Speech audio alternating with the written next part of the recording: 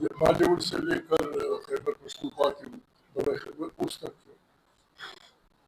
بھارت افغانستان کے اور وجود پشتون علاقوں میں اگر کوئی پاکستان کو واقعی بچانا چاہتا ہے تو ہمارے پاس نسخہ یہ ہے کہ آئین والا دست ہوگا، الیکشن پارلیمنٹ طاقت کا سرچشمہ ہوگی، ووٹ کا احترام ہوگا، جو جیتے پارٹی وہ حکمرانی کرے گی، آزاد الیکشن کمیشن ہوگا، عدالتیں آزاد ہوگی، ہر ادارہ آئین میں ڈیفائن کیے گئے اپنے اس میں ہوگا۔ اگر یہ سنجیدہ ہے اس ملک کی محبت سے، انہیں صرف یہ کہہ دینا چاہیے کہ بھائی باجوڑ کے لوگوں باجوڑ آپ کا ہے، وزیرستان کے لوگوں وزیرستان آپ کا ہے، پنجاب کے لوگوں پنجاب آپ کا ہے، سندھ کے لوگوں سندھ آپ کا ہے، آپ کے بچوں کا پہلا حق ہے۔ اور اگر اس بات وزیرستان جہاں جہاں ہمارے وہ ہیں وہاں اللہ کی بڑی نعمتیں ہیں، مدنیات ہیں جس پہ پاکستان ترقی کر سکتا ہے، لیکن اس طرح نہیں کہ آپ ہمارے چیک سے لیے ہوئے توپ و تفنگ لے کے چلیں گے۔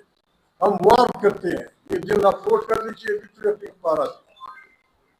اگر خدا نخواستہ آپ کی غلط پالیسیوں کی وجہ سے پاکستان میں خانہ جنگی شروع ہوتی ہے اور پاکستان کو کوئی نقصان ہوتا ہے تو اس کا ذمہ وار شہباز شریف، اس کو سپورٹ کرنے والے تمام ادارے ہوں گے۔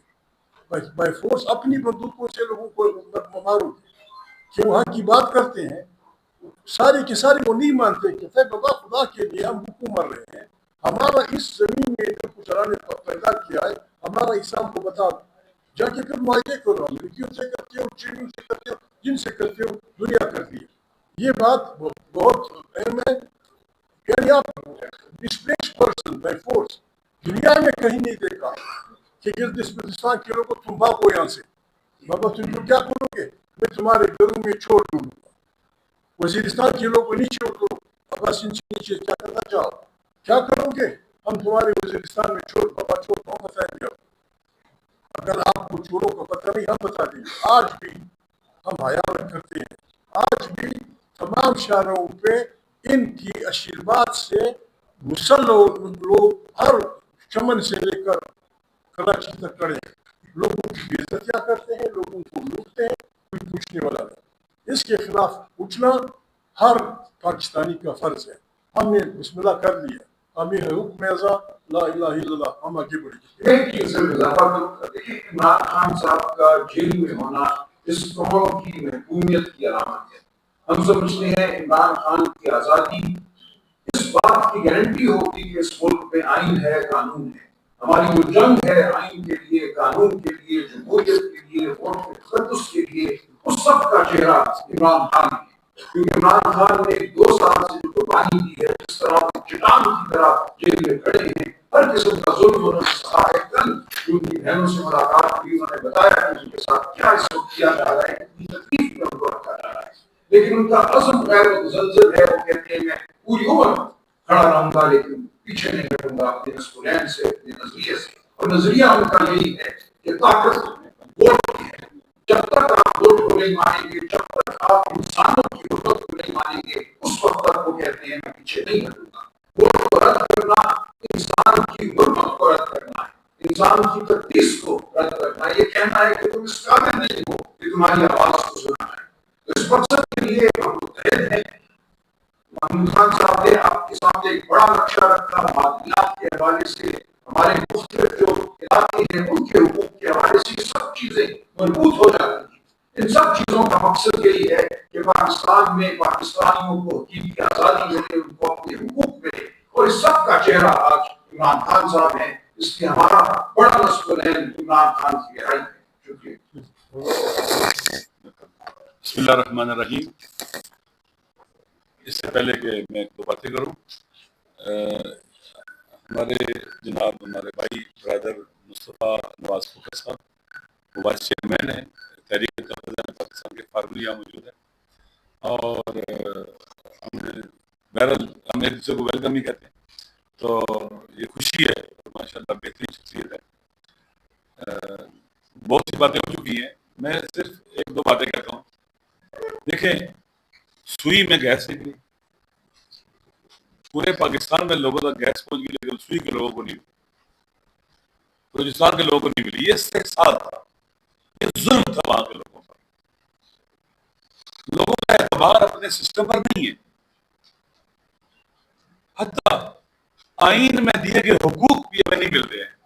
اس کا مطلب یہ کہ عوام کا جو ٹرسٹ ہے وہ ختم ہو چکا ہے سسٹم کے اوپر, اور ان لوگوں کے اوپر جو سسٹم چلا رہے ہیں.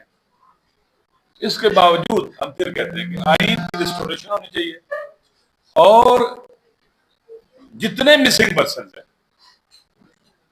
ان سب کو عدالتوں میں پیش کرنا چاہیے. اگر انہوں نے خدا نہ خواستہ کوئی جرم انجام دیا تو عدالتیں سزا دیں, کورٹ میں لانا چاہیے. یہ پریکٹس ڈرٹی ختم کرنی چاہیے کہ 10 سال 12 سال 15 سال سے لوگ مسنگ ہیں اور پتہ نہیں. بہت سے ایسے ہیں جن کو میں جانتا ہوں, شروع میں جب وہ مسنگ ہوئے تو کہا جاتا تھا کہ ہفتے بعد آ جائیں گے. ہم لوگ کہتے تھے 2 ہفتے بعد آ جائیں گے, 3 ہفتے بعد آ جائیں گے, اور پھر سال ہر سال گزر گئے. لہذا پاکستان کو ایک ہی چیز بچا سکتی ہے, آئین کی supremacy, rule of law, parliament کو سپریم کیا جائے, عوام جن کو منتخب کریں وہ عوام کے اصلی نمائندے وہاں ہوں. آج جو بجٹ بنا ہے, اگر عوام کے اصلی نمائندے وہاں ہوتے یہ بجٹ نہیں بن سکتا. گویا انہوں نے بجٹ بنایا جن کو پرواہ نہیں ہے اپنے عوام کی.